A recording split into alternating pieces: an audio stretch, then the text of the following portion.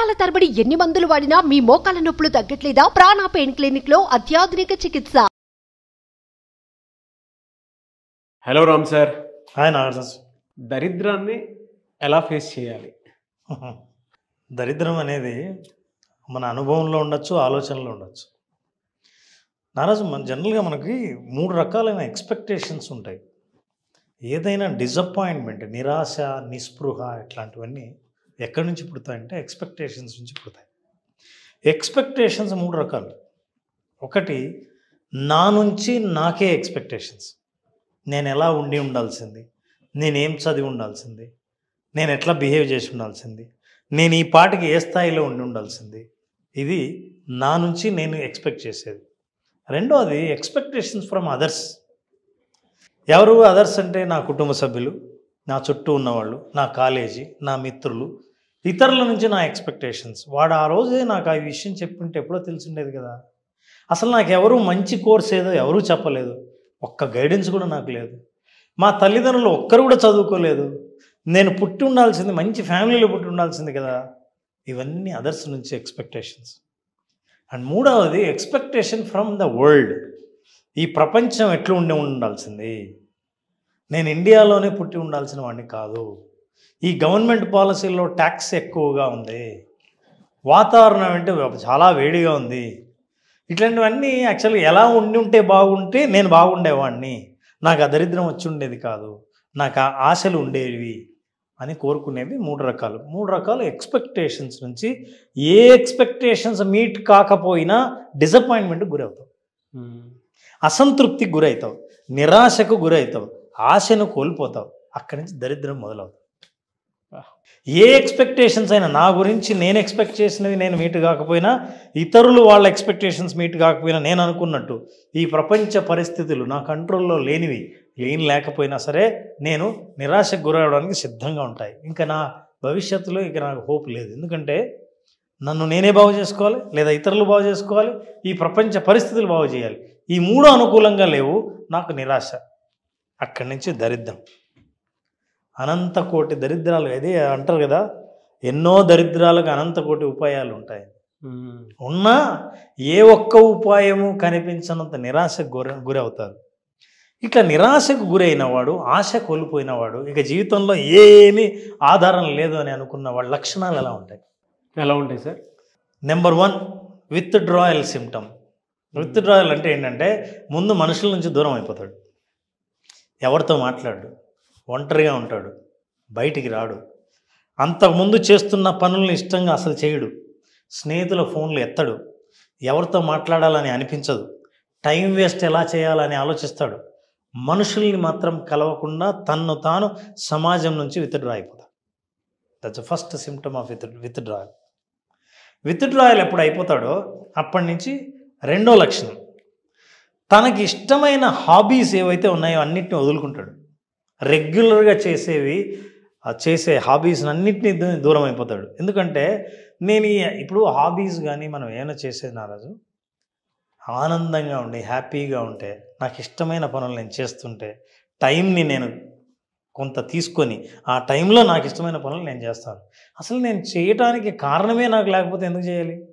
కాబట్టి ఏ వ్యక్తి అయితే గతంలో చాలా ఇష్టంగా చేసే పనులను ఆపేశాడో అది రెండో లక్షణంగా గుర్తించాలి. సో మనిషి ఏం చేస్తాడు? హాబీస్ని పక్కన పెడతాడు.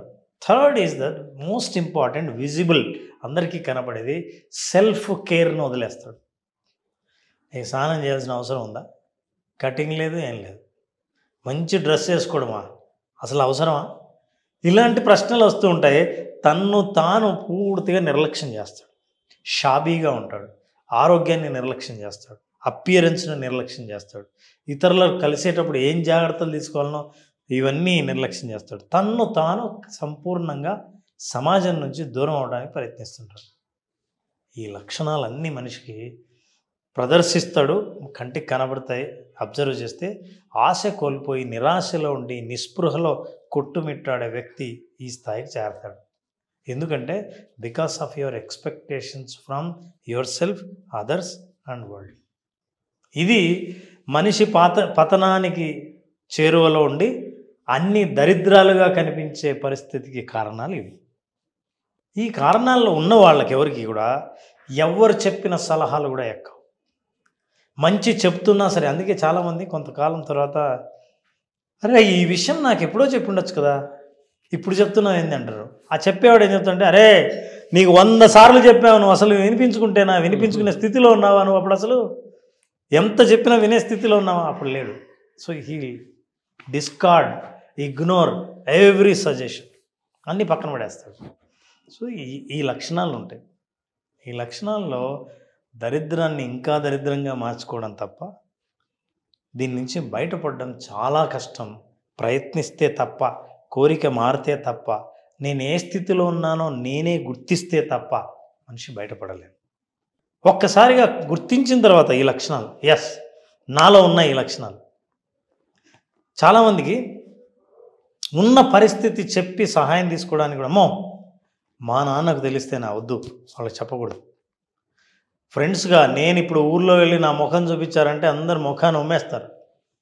ఈ భయాలన్నీ మనిషికి కలుగుతాయి. ఎందుకంటే నిరాశ, మనిషి ఏదైనా సాధిస్తానన్న ఆశ కోల్పోయిన తర్వాత నీకు లోపల ఎంత దరిద్రాన్ని భావిస్తున్నావో ఎదుటి వాళ్ళ ముఖాల్లో నీ దరిద్రాన్నే చూస్తున్నట్టు నువ్వు అనుకుంటూ ఉంటావు. అందువల్ల అవన్నీ డిస్కార్డ్ అయిపోతాయి.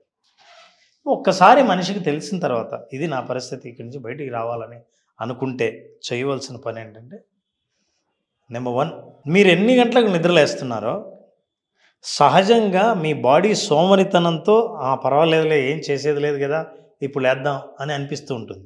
మీరు ఎప్పుడు రియలైజ్ అయ్యారో కరెక్ట్గా నిద్ర లేచే సమయానికి 45 నిమిషాల ముందు నిద్రలేవండి. Is the first action. ముందు నిద్రలేవండి. నిద్ర లేచిన తర్వాత రేపేం జరుగుతుంది, నాకేమైనా భవిష్యత్తు ఉందా, నేను అనుకున్నవన్నీ జరుగుతాయా అని ఆలోచించకండి. ఈరోజు నేనేం చేయాలి, చేయాల్సిన పనులన్నీ రాసుకొని అన్ని పనులు ఇంపాసిబుల్, జరగదు. అది 2 పనులు ఏవైతే నాకు మంచివో, ఇంకా మీరు ఏమైనా చేయండి మీ అలవాటు ప్రకారం, కానీ 2 పనులు మాత్రం చేయాలి. ఏంటి, ఎవరైతే నాకు మంచి సలహా ఇచ్చే స్నేహితుడు ఉన్నాడో, ఎవరైతే మెంటర్ ఉన్నారో, ఎవరైతే నా బాధలు దరిద్రంగా ఉన్నా సరే వినడానికి సిద్ధంగా ఉన్నారో వాళ్ళకు ఫోన్ చేయడం ఒక పని. I have to talk to them.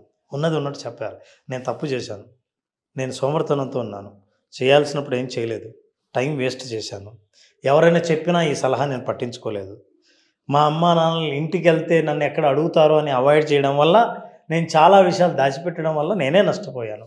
ఈ విషయాలన్నీ చెప్పుకునే వ్యక్తికి ఫోన్ చేయండి. That's number 1. అంటే ఇవే చేయాలని కాదు, నేను ఒక ఉదాహరణ చెప్తున్నాను, చెప్పినప్పుడు వెంటిలేట్ అయిపోతారు. రెండవది, మీ అభివృద్ధికి మీరు ఏం ప్లాన్ చేశారో ఒక్క స్టెప్, జాబుకు అప్లై చేయాలా, ఒక్క వ్యక్తినైనా కలవాలా, ఎవరినైనా కలిసి మీ ప్రయత్నాలు ముందుకు తీసుకెళ్లాలంటే ఏం చేయాలో సలహా తీసుకోవాలా. ఈ 2 పనులు చేయండి. ఫస్ట్ డే కనుక మీరు ఈ పనులు చేస్తే సెకండ్ డే నేను ఏం చేయాలో నేను చెప్పవసరం లేకుండా రేపు ఏం చేయాలో మీకు మార్గం కనిపిస్తుంది. ఈ సొల్యూషన్స్ని పట్టుకొని మనిషి ఏదైతే దరిద్రం అనుకుంటున్నాడో, ఏదైతే నేను ఊబిలో ఉండిపోయానని అనుకుంటున్నాడో పైకి రావడానికి ఒక ఆశను తనకు తానే కల్పించుకుంటే మెల్లిగా తన రియల్ టైం ఎక్స్పెక్టేషన్, అంటే నా ఎక్స్పెక్టేషన్స్ నేను ఏవైతే అనుకున్నానో రియాలిటీ లేకొస్తాడు, వాస్తవ ప్రపంచంలోకి వస్తాడు. అరే ఎక్స్పెక్టేషన్స్ కాదు, మనం చేసే ప్రయత్నం, మనం వేసే అడుగే మన భవిష్యత్తు నిర్ణయిస్తుంది తప్ప కేవలం మన ఊహలు ఆశలు కాదు. కాబట్టి యాక్షన్లోకి దిగాలి. I must act on something అని ఫస్ట్ థింగ్ 45 మినిట్స్ ముందు లేవండి. ఒకరికి ఎవరికైనా మీ బాధల్ని మీ తప్పుల్ని అన్నీ వాళ్ళకి చెప్పుకునే వాళ్ళకి ఫోన్ చేసి చెప్పండి. మూడోది, ఎవరైతే మీకు సరైన దారి చూపించగలరో అట్లాంటి మెంటార్తో మాట్లాడండి. మీ భవిష్యత్తు నిర్ణయింపబడుతుంది. ఫెంటాస్టిక్ నాలెడ్జ్ అన్న, no words to say sir, పర్ఫెక్ట్గా చెప్పారు. 2 సార్లు చూస్తే వీడియో ఓకే, నేను ఎక్కడి నుంచి ఎక్కడ వరకు వెళ్ళాలి, ఏం చేస్తే బాగుంటుంది అనేటువంటి ఆలోచన మాత్రం డెఫినెట్గా వస్తుంది. Thank you so much Ram గారు.